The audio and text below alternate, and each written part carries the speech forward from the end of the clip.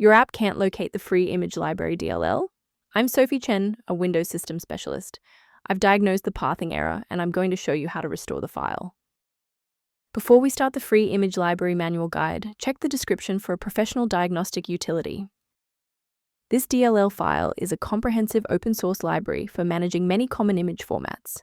It allows Windows applications to easily load, save, and process bitmap images with high-quality scaling and conversion filters. With the explanation out of the way, let's refresh the affected files. This error commonly appears when parent software suite, the software where you encountered your error, files are missing or corrupted. Reinstall the official version of the application to repair the application and replace the Freeimage Library DLL. When a fresh installer fails to clear the error, it typically points toward a deeper conflict within the Windows execution layer.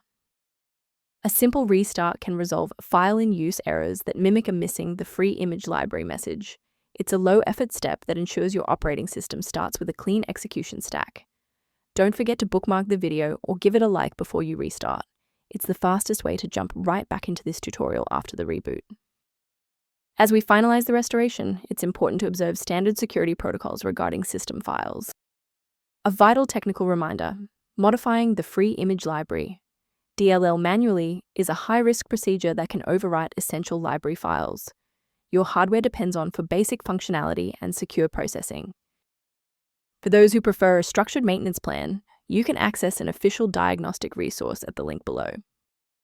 To improve configuration awareness, the official maintenance resource linked below includes the Freeimage Library-related documentation.